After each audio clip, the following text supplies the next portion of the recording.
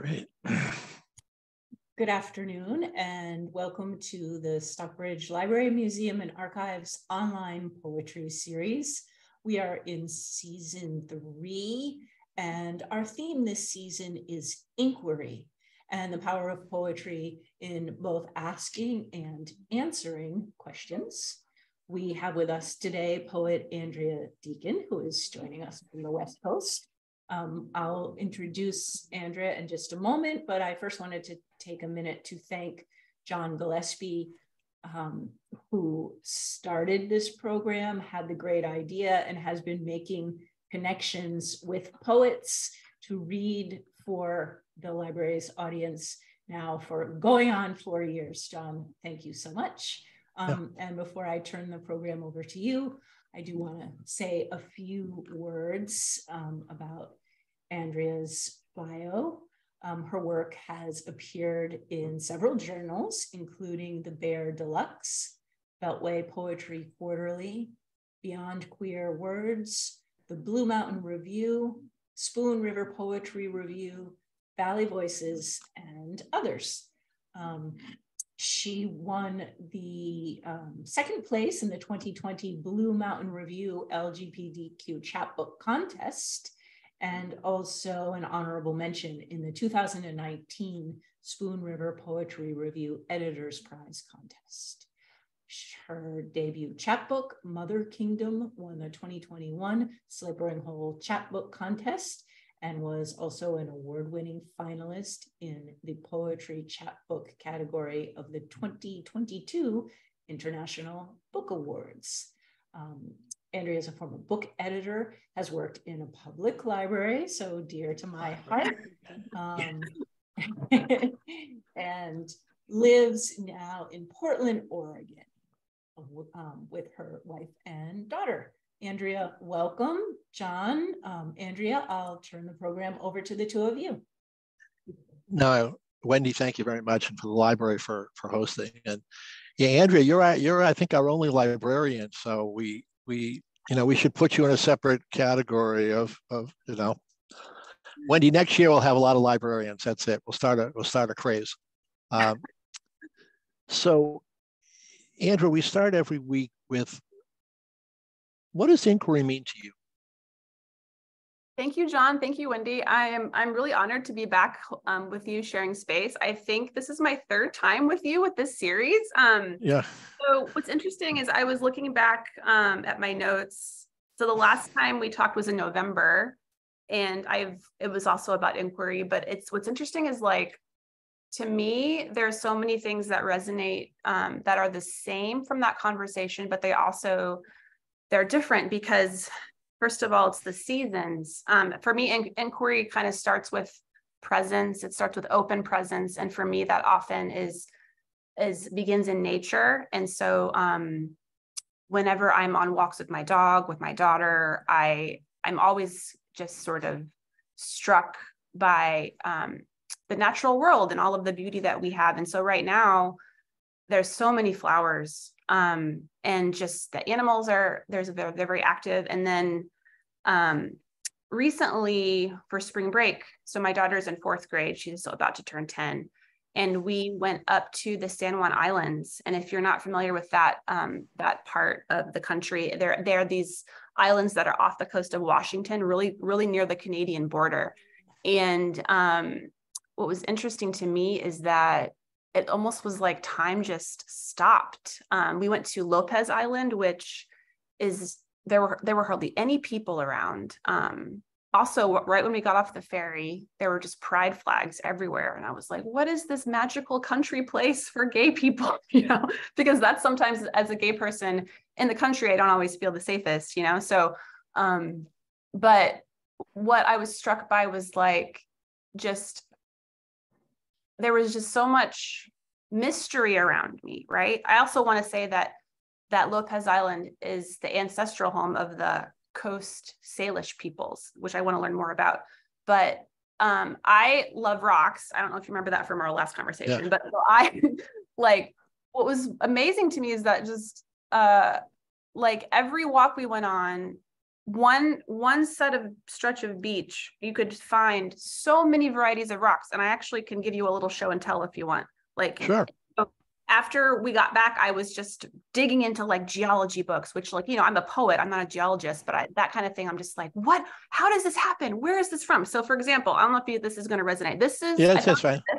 This I feel like maybe is rose quartz. So imagine one stretch of beach, lots of rocky beaches. And then like, imagine trees, beautiful, clear ocean. We were staying near this place called Mud Bay. Then you would find next to it this sort of thing. Look at that. These beautiful striations where I'm like, what is that? I think it's something about like the pressure creates these stripes. And then next to it, maybe you would find, are you ready for this? You would find something like this. Like, because do you see how sparkly? I think this is it's like quartz. Yeah. And then you would maybe see like these beautiful smooth ones where I'm like, is that an agate? So I just was like losing my mind, filling my pockets with rocks, like the colors. I was just like, these are all in the same place, you know, like see how sparkly this one is? Anyway, I'm like, should I be a geologist? I mean, that's just a poet's life, right? I love these little stripy ones too. So basically I filled my pockets with rocks. This one's really cool because it has cool stripes. And then these, it looks like someone almost painted them and put them on the beach. Yeah. And then they were just basically like, I mean, look at this. Yeah. Quartz.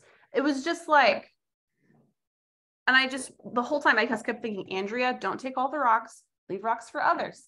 You know what I mean? But I was just, my pockets were filled. And then it's sort of like, of course, then I just like thought of a poem, you know? And I thought about how, like, when I was a kid, my dad would go, we lived in Missouri and on the Osage River, and he would often look for arrowheads because there was a field by our house. And one of the poems I'm going to read today is about that. And as a kid, I was so bored. I was like, oh, this is boring. But I followed him everywhere because, you know, we were buds, and I was an only child. And he had this really cool, like, finding stick he made out of an old broom. It was like a broom handle. He put a nail on the end. And he would just sort of like methodically comb these rows of this field near our house after it had been plowed to find arrowheads. And he found a whole bunch of cool ones. And it was like, it's the Osage Native Americans who were historically lived there and in the Osage Flats, and had this cool case full of like pounding stones, arrowheads. I even have one that I found that he like he put A on it or something because in a pencil, but I found it when I was like 5. But I was like, wow, this feels full circle, because on that trip and the San Juans, I was same thing. Like my daughter was scampering around, like looking for crabs and stuff under rocks. And then but here I am, my eyes were just trained downward, just looking. And I'm like, where does that come from? Is that because of how I grew up? Is that just something inside of me? So there's that part of inquiry. But then I also feel like because it's spring, there's this opening feeling. Like back in November, I was definitely in a place with my writing of like more hibernation, more just sort of like things were like sort of percolating. Now it's spring. I feel like things are blooming. I'm kind of coming out of whatever deep sense of, thoughts I was having. And then also like just collaborating with other writers. I mean, I had this amazing experience at this conference called AWP, which is the Association of Writers and Publishers. It was only the second time I'd ever gone, but this last time, it was back in March, was in Seattle. So a poet friend of mine drove up together, and it was just like, the energy was amazing. I just felt like everywhere I looked, there were these like amazing poets, like, not only famous people, like I would look up and like, oh, there is Victoria Chang, or there's Ellen Bass, and I lost my mind because I love both of them.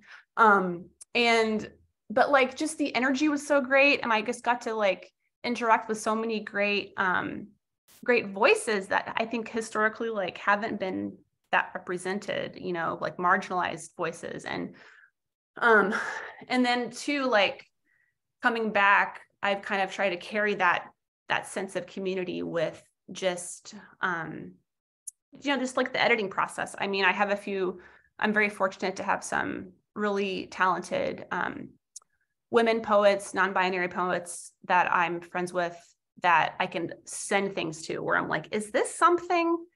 and then they can say yes, or maybe not, or try this, or, you know, because I'm always journaling, but not everything is a poem, but some things can become poems. Do you know what I mean? So yep. It's just, I feel like there's this great feeling of possibility in it. It's almost like I'm following a river. That's what it feels like. And it's like, I follow the river of where my heart tells me, or where like I feel most, at peace. And then weirdly, something will just sort of come in my path that kind of directs me to another place. Like it's either a person, or it's an idea, or it's, I don't know. It's hard to describe. Everything feels very interconnected. Anyway, that's what I'm thinking about right now. Oh, no, I'm just writing down another person or place. So I guess the question is that how your overall creative process is really worked? Sounds like you go with the flow, and where you end up, there's always like a little I don't know, something at the end of the rainbow, person, a place, a line, something like that. Well, I think so. I mean, I think I've always written to kind of understand my own sort of experience and personal feelings about life, but also just like writing helps me think. So whenever I feel confused, I write. And then I've always kept a journal. And I think when I was younger, I was trying to be a fiction writer, but then I was really bad at plot. And I didn't realize I was a poet until I read the poets Marie Howe and Sharon Olds. Yeah. And I was like, oh, you can just write about your life. I didn't know you could do that. So then that's when I kind of fell into poetry. And then I was sort of astounded to think that like maybe I'd been writing poems this whole time and just never knew, because I've kept a journal since I was like 18. And so there's a lot of like beginnings of things in there. Of course, there's like the angst of being young, but I think also just as a gay person, a lot of the stuff I've written thus far is trying to figure out my place in the world, and just sort of also like processing like personal trauma with that, because I grew up Catholic, went to Catholic school, and just that environment was not very great for fostering difference in that way. But I think now my process, it does feel different. And I think maybe it's because I'm in my 40s, and I've had a little bit more experiences with publishing a little bit. And I'm just more interested in collaborations, so I have all these ideas all the time. Like, oh, I want to do, like, I have this podcast I might be doing with a friend of mine who I met last year, named Darla Himalayas. Actually, she's going to come on your show. Yeah, that's right. She's almost the last. Yeah. We had this idea to have a podcast called Lesbian Poets Society, where we would like interview like queer creative people and just stuff like that. And then another, this amazing poet, Lisa Oliver, she's like, do you want to like make a literary journal? And I was like, sure. I mean, it's just like, who knows when these things will happen, but I just have this feeling of like, there are so many amazing creative people, and the world is hurting. And I just feel like, can we create some kind of scaffolding for the future? You know what I mean? Yeah. And in terms of like, but like a writing practice, I've always struggled with that, because I'm a little bit of a scattered person. I actually just got diagnosed with ADHD like this year as an adult. I'm like, oh, well, that makes a lot of sense. But so like, I basically am just like struck by something and I have to write it down. And then for me, the only way I can really like get things done is to use deadlines. So I just do a lot of like deadline focused writing, where I'm like, oh, well, this submission is due this day if I want to like try for it, or if it's like a contest. But I am working on a full length right now, and I need to figure out a better system of just like a daily writing practice. But that, for whatever reason, I've never been the kind of person who can like get up every day and write for 10 minutes or whatever, or 20 minutes. And part of it is because I have a family and I have to get my kid out the door. And but I am trying to just be more present, like in my body every day, and go on walks. And sometimes that will just naturally lead to wanting to write. And so, I don't know. I think the other thing is the river is calling you. Yeah. That's the part. That's what I get from this conversation is there's some magical magnet that's saying, hey, it's time for another journey. It's tough to resist that. I mean, I have some of that myself, and yeah, it's so mystical, isn't it? When I was up in the San Juans, I had this feeling of like, I had felt like it was almost deja vu. Like I felt like I'd been there before, even though I'd never been to that island before. I'd been to Lummi Island and I'd been to Vashon Island, but I'd never been to Lopez. And I didn't grow up anywhere near there. I grew up in Missouri, in the middle of the country. But I was like, I feel like I've been here. I felt so calm and like pulled there. And then I realized that there was so much of the landscape because I grew up on a riverbank in the trees. And because where we were staying, the ocean is very calm. It's like a bay. It felt like the same place. And so I think, and especially because I was, finding rocks and so many things, the things I was like thinking about that trip, I was just sort of like thinking so much about my childhood. And anyway. I know. Listen, we only have 4 hours left until we're done today. Yeah. No, we kidding. I love it. You kidding? I love it. Usually I have to, Kathy knows I have to prod the poet to, pull words out of them. So why don't you read, you talked about the rocks on the beach and maybe that inspired a poem. Listen, you've picked out some selections, so read whatever you want, really. Well, I thought that I would read a few things from the chapbook Mother Kingdom because this is my baby, like my second baby, actually. She just turned 1 year old. I had her first birthday. So this is about queerness. That's about being a mother, but also like how to be a mother to yourself. And so I wanted to read the poem Evolution. But yeah, I was thinking of reading a few things from here and then reading some new stuff if you're interested. No, listen, I'm interested in anything. Kathy knows it. You could read till about 7 o'clock tonight and I'd still be sitting here like, yeah, good. Awesome. Maybe you guys can give me some ideas. Okay, so this one's called Evolution, and I sort of set this poem up a little earlier talking about my father with the arrowheads. Was it when I followed my father to the fields, his back hunched, searching for arrowheads, my feet sinking in the newly turned earth? Or was it seeing my mother from the doorway, her back a waning crescent in the dark?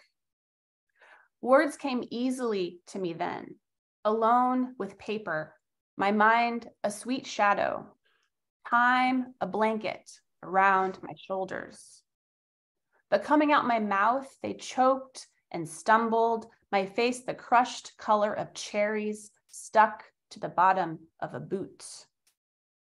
When I told my father I was gay, he was chopping radishes, their red skins, half moons on the cutting board, little gleams of white like a promise worth keeping. His careful hands slicing, their rough wintered edges that held so many things, dogs, babies, stones the color of starlight, my wild heart beating the knife's calm rhythm. What can I fix you to eat? My mother was not so easy. Her face pinched pale in the thick dark of her bedroom, thin covers, a mote of righteous limbs, and I, the only sinner. Even now, all these years later, my heart closes when I hear her voice. Today it's cold, but the crocuses are coming up, ochre pollen petals, small as thimbles. Soon the geese will head back north, their black wings cutting through soundless cloud. Oh, thanks. The voice of a mom. I know that routine very well. I have another rock poem, actually. This one's called We Carry Stones with Seasons Inside Them. And the setting of this is another river, but it's the Columbia here in Portland. I've lived in Portland for about 20 years, which is wild to me because I moved right after college. But when my daughter was about 6, she was obsessed with stacking rocks because we had read this book about stacking rocks.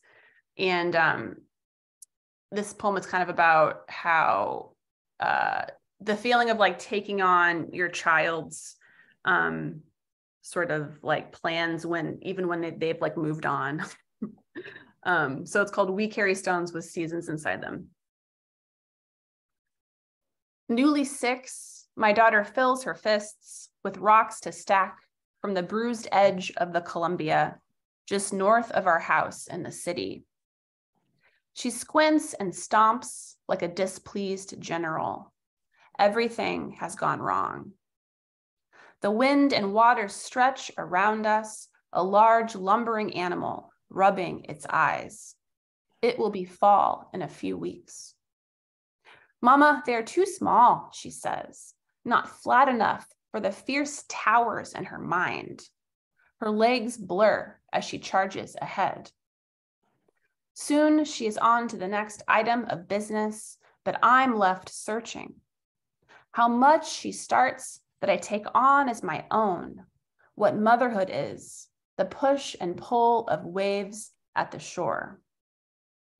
I pocket those that call to me, mostly smooth ones, giving me a kind of peace, probably the closest thing to prayer I've ever felt, river rock to skin.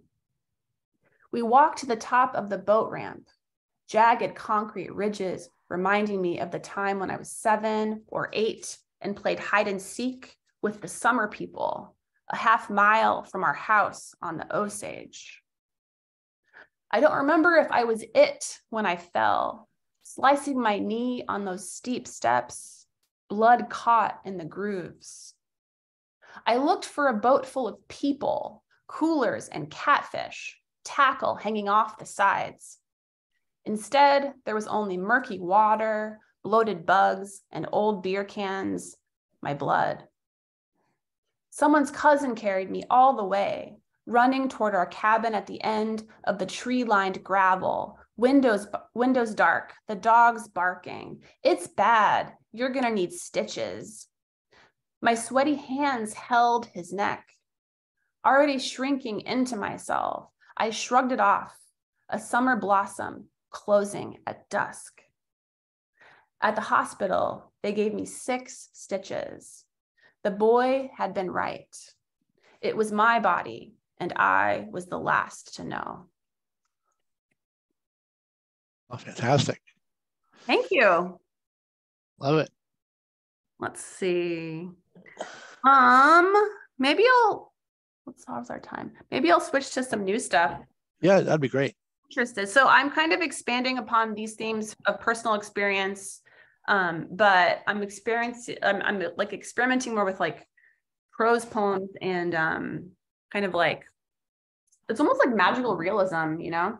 So I'm gonna read a poem called Her, and this one was recently published in this really cool journal called Ran Off with the Star Bassoon, and they do really cool interactive stuff where they pair music with writing.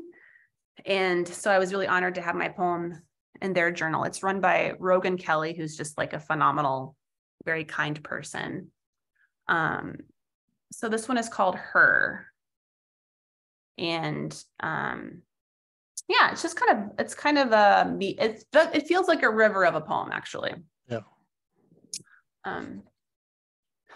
My legs are my mother's legs, and her mother's before her, on and on down the line until it stops, I imagine, at the bank of a river somewhere, the grasses clinging to the calves like children held by this nameless woman I can only call Her.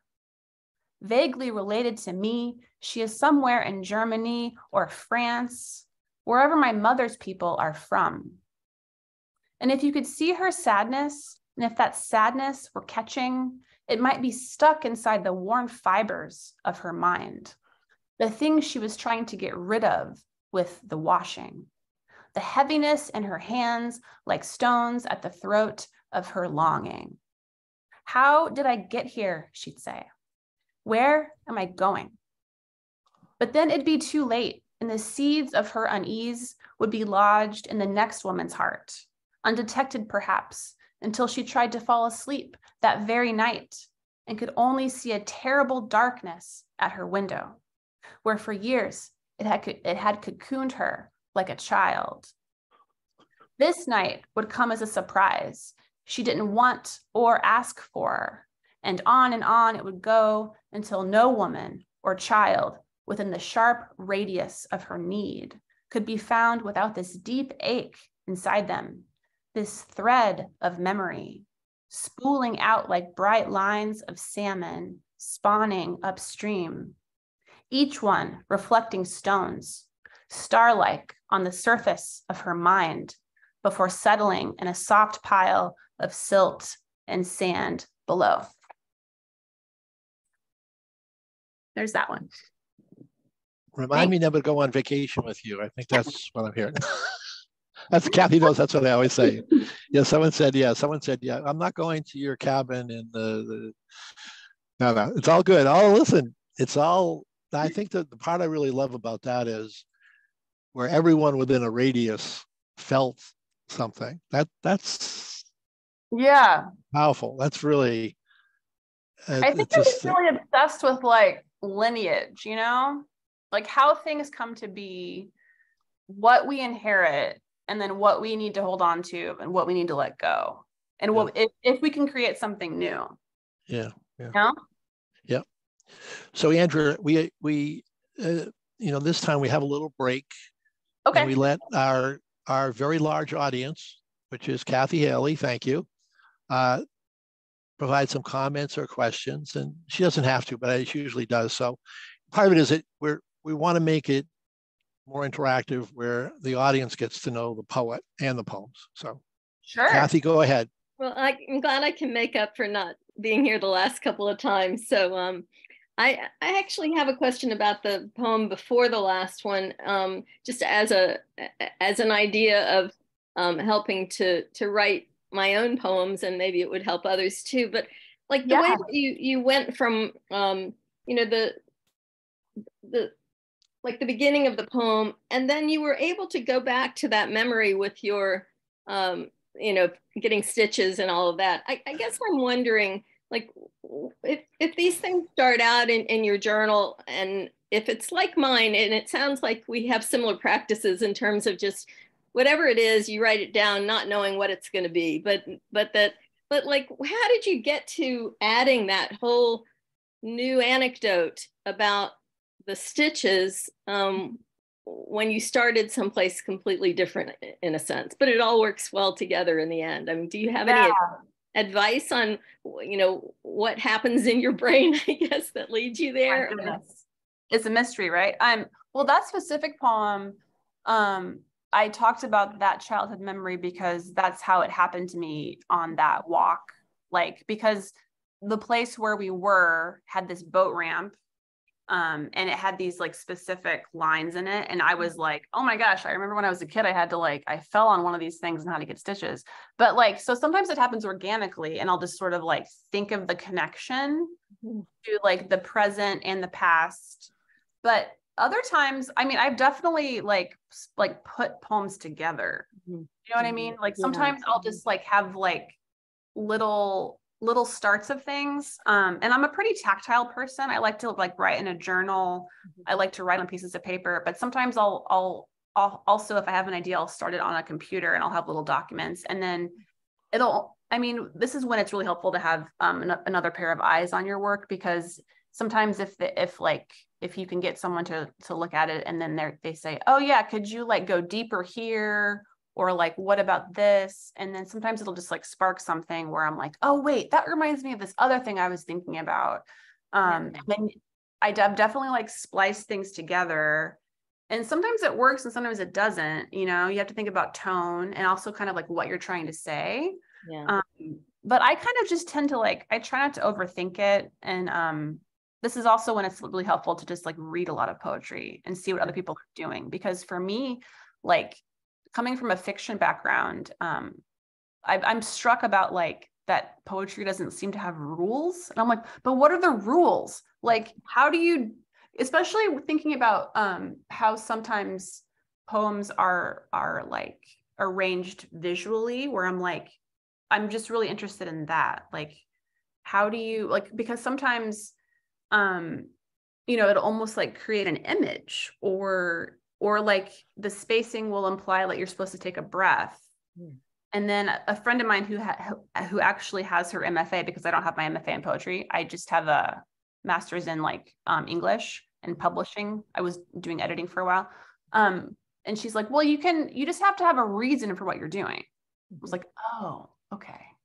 Like you can't just do things willy-nilly. There has to be a reason.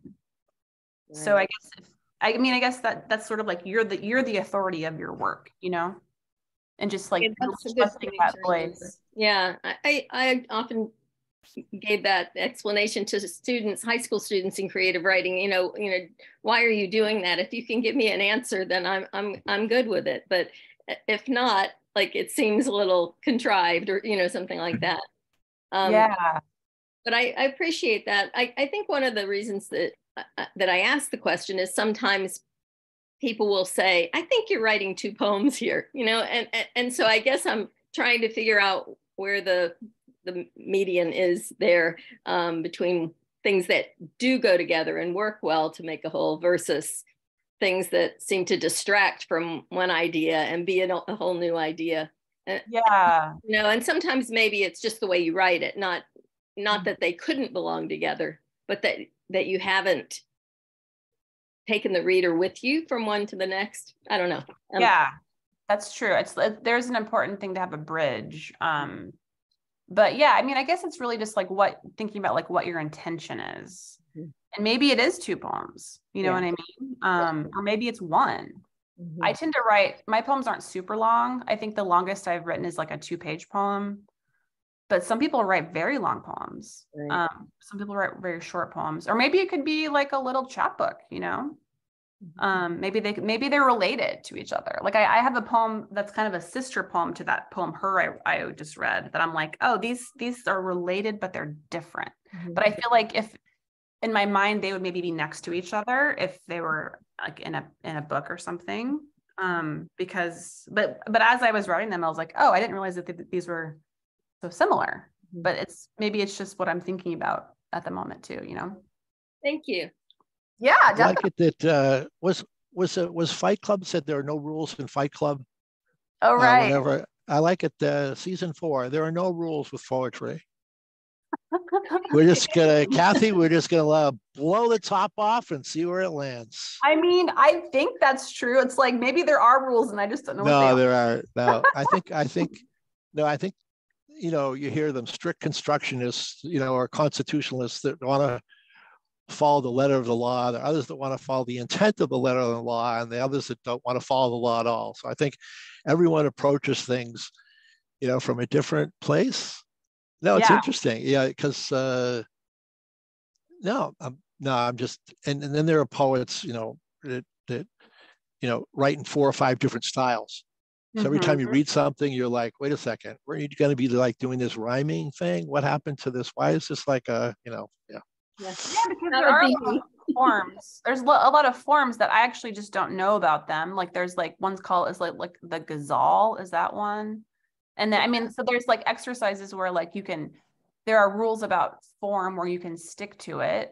I think for me though, I'm more just interested, like I think that'd be a great exercise in terms of what could come out of it. But I don't know.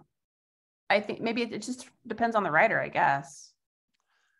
The Poetry Olympics.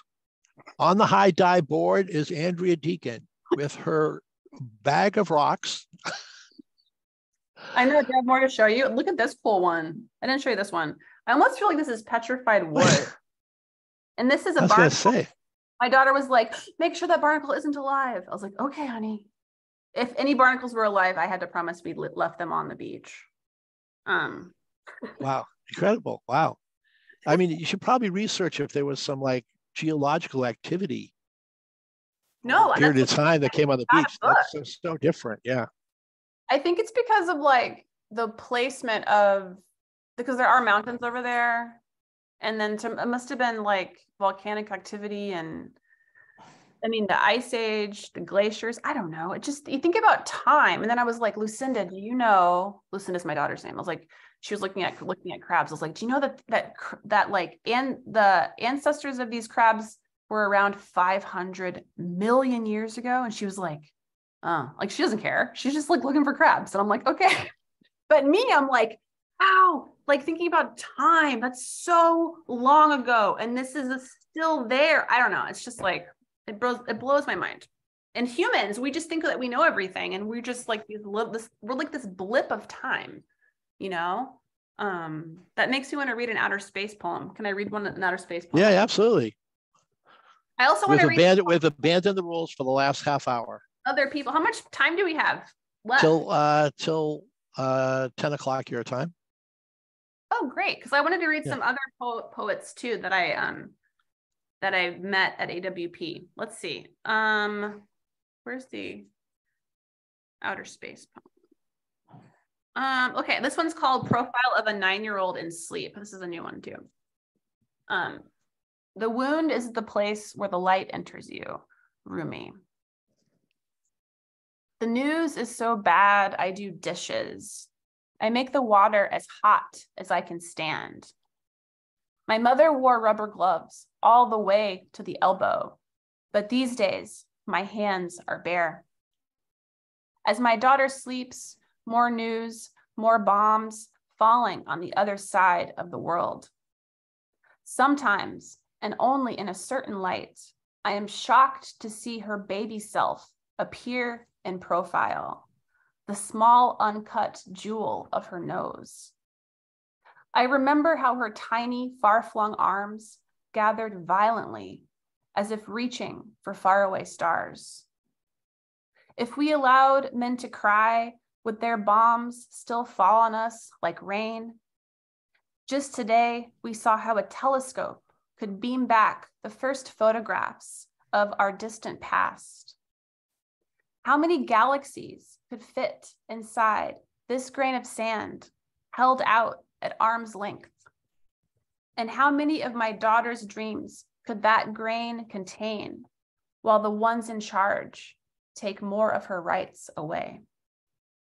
Somewhere, our tilting planet must be turning toward the light. Fantastic. Thank you. Yeah.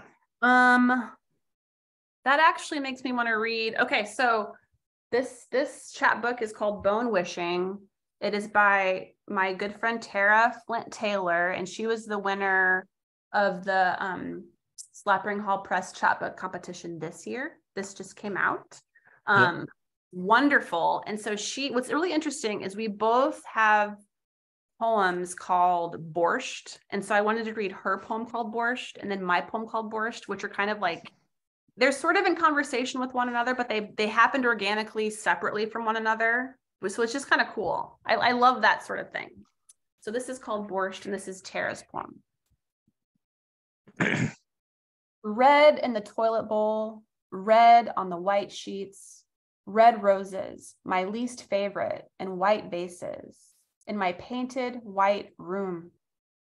Red beets, red cabbage, red meat, and borscht poured in the cracked white bowl I eat every sour meal in for weeks. I was 40 when I had an abortion, pregnant for the first time in my long sex life, shocked at what my body had done to me. Red garden dahlia, cold white marble table, red clots, white thighs, white padded cotton. I've never been someone who wished for much. Then this unwanted gift at the doorstep of my stomach, I didn't know how to refuse. How do you turn down the invitation every girl wants to the party? You stay home sick, you cry, you think to yourself, so many women believe to be a woman is to suffer. Who am I to tell them they're wrong? My husband asks, what's this, an empty pot on the stove tinged pink? It's my abortion borscht, I tell him, and I laugh. Not because it's funny. It's not funny. Nothing is funny. It's just those words feel like a rock I'm trying to swallow, and I'm laughing because I'm out of my fucking mind with pregnancy hormones. People laugh at funerals. They cry at weddings, at births. For 12 days, I was knowingly pregnant. For 12 days, I didn't move, didn't eat, couldn't keep anything down. This was the week Dr. Christine Blasey Ford gave her testimony, the week every woman I know clung to herself. The week I heard Ruth Bader Ginsburg say, the decision whether or not to bear a child is central to a woman's life, to her well-being and dignity. It is a decision she must make for herself. Herself under white crescent fingernails, herself red-cheeked and red-eyed, herself barely ready for this blood metal awake life. Yeah, I was gonna say. Yeah, Tara, she's a powerhouse. Going wishing. And so I also have a poem called Borscht. And so I'd like to read mine if that's okay. Yeah, okay, go for it. Because I just love that we both have poems called Borscht. And they're about the same thing, but different, you know? Okay. The morning I thought I'd be a mother again, I made soup for two sisters. One with a new baby, bright as a beet, the other with an empty womb.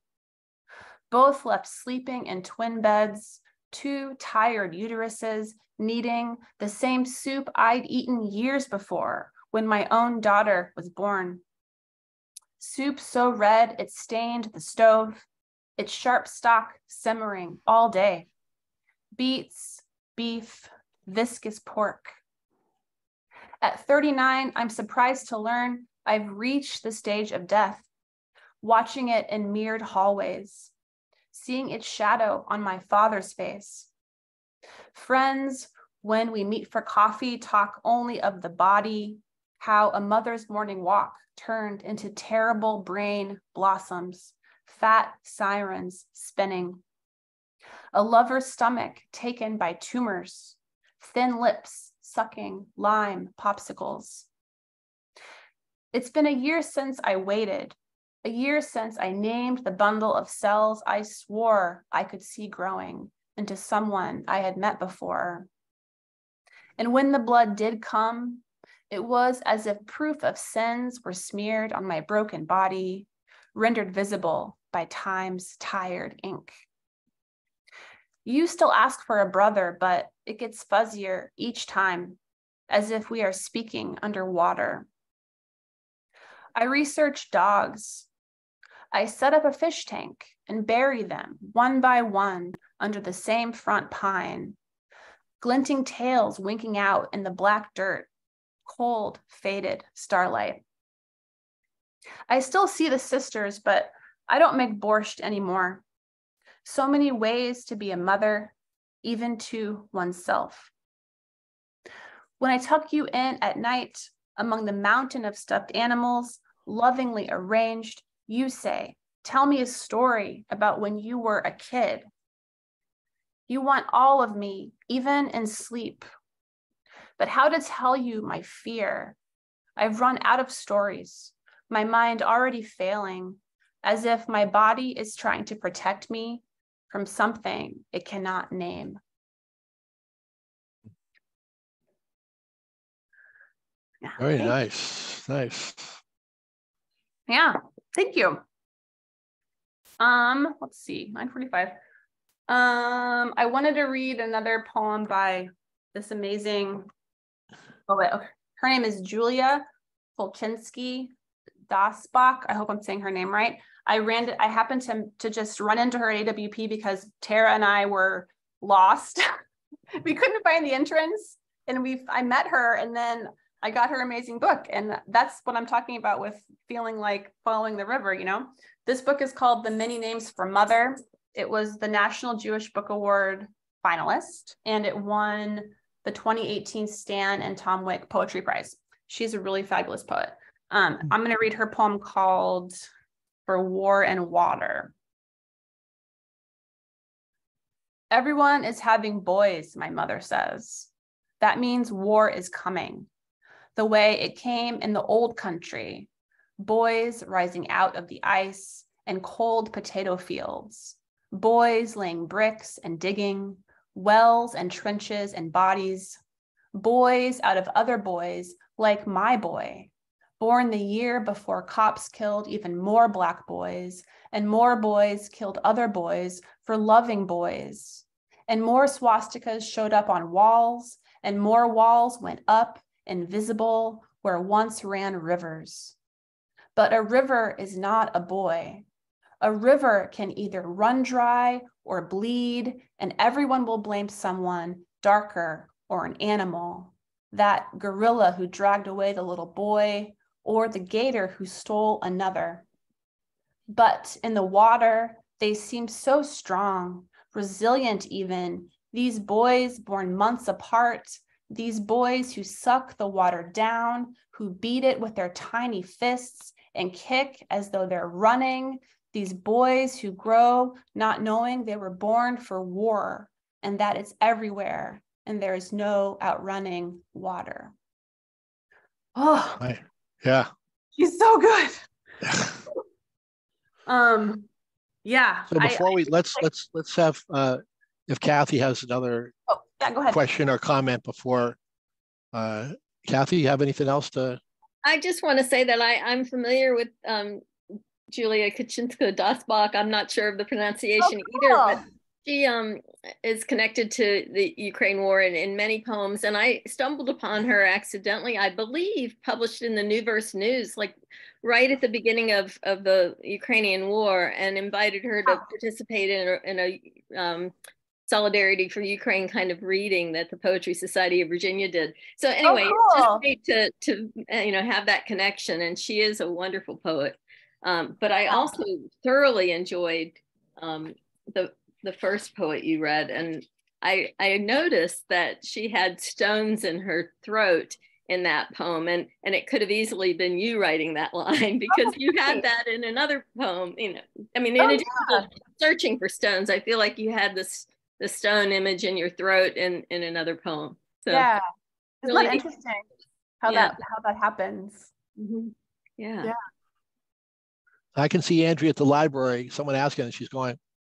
Well, you know what's funny is I bring her to work now. I usually bring this little one, and it just grounds me, because so much of my day is so uncertain, and I just want to get that feeling back of that trip, and just holding onto a rock, it just grounds me in this way that I'm like, it's just, there's something about, I think as humans, we're always thinking about either the past or the future, especially adults, right?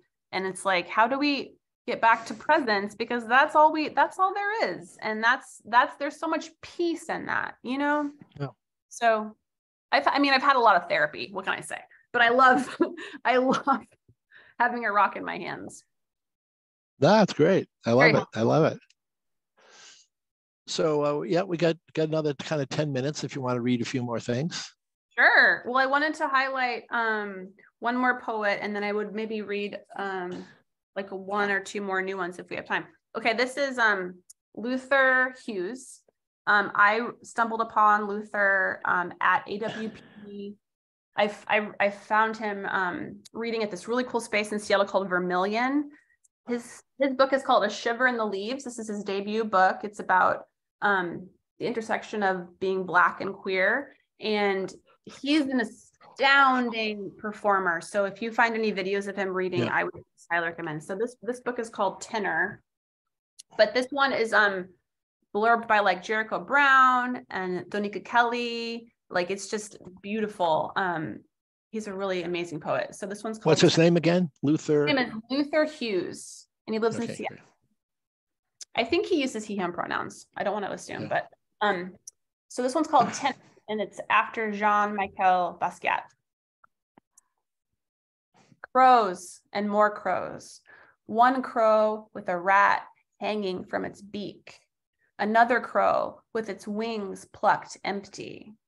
I wanted so much of today to be peaceful, but the empty crow untethers a feral yearning for love that is so full of power, of tenderness. The words fall to their knees, begging for mercy like tulips in wind.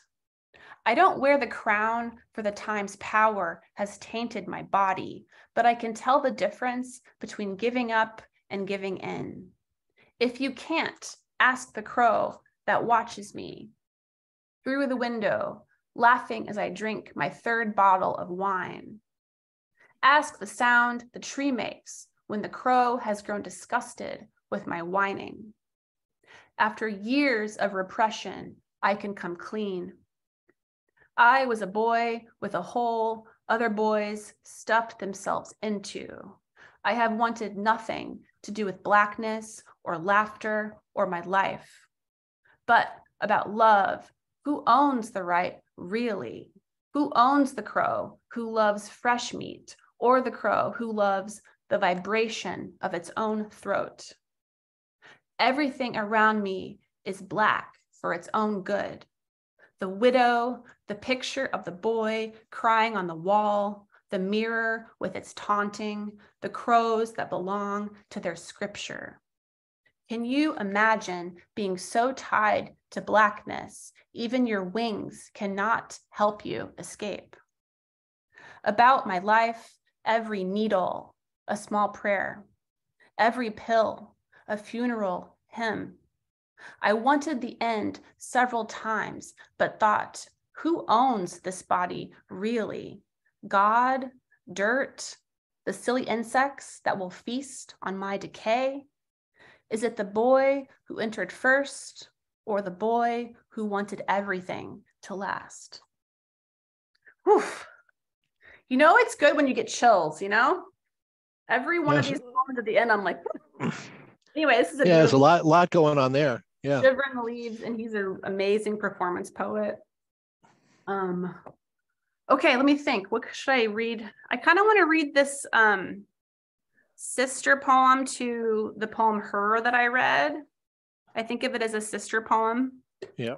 It's called Origin, or maybe Origin Story. I don't know. I'm kind of thinking about the title still. Okay. So this one goes like this. My hands are my mother's hands, the veins blue tributaries leading to another world. Seeing them gather is to go backwards in time, follow their steep current to the source of all longing. My pain is my mother's pain, is her sister's pain, and all the way down the line. Did it start with the father's pain and the war that swallowed him? Or was his mother the first to carry it west on her back, all the way from Germany? Today it's winter, the time of year I go inward, past the inky blackness at the top of the well, all the way down to the bottom where, if you go far enough, it is bone dry, dry as dust, dry as the desert, dry as cast iron that's been washed too many times and begun to rust. How I long for a drop of water, of something pliable to put in my hands, lined and cracked as riverbeds, the cuticles coming loose in my teeth. I am looking for a hole in an old tree where I can finally rest, the oldest tree I can find, deep in a forest, undisturbed for centuries by human machines, a place where the trees nest tightly together in chosen families, the young saplings nursing the old stumps beneath them with something I can only call kindness or survival or maybe even love. Now I am my own mother. Watch me wrap my arms around myself, kiss my own cheeks, bandage my own scraped knees. I look to the stars to see what has already been made. The light that took centuries to reach us in this moment is utterly free. Thanks. All your poems have a lot going on in them. They really do. And I was just thinking about what you said about putting them together in a collection, but and that might work perfectly. But another consideration would be to put them sort of in like opposite of each other, so that like when you get to the next one, you're like, Oh wait, this, you know, it brings you a community. Totally. Yeah, and I wrote her first, and so the origin one just kind of came more recently, and so I just realized like, oh, there's some like similar themes. But yeah, I like that idea of like a book ending them. So yeah, origin I'm still editing. So, you know, yeah, thank you. So Andrea, one more if you want to close it out. Oh, sure. Let's close it out. Let me think. So we got rocks, borscht, mother, the river. No kidding. I love it. I love it. Listen, the river is calling you. That's running around my mind like a ticker tape.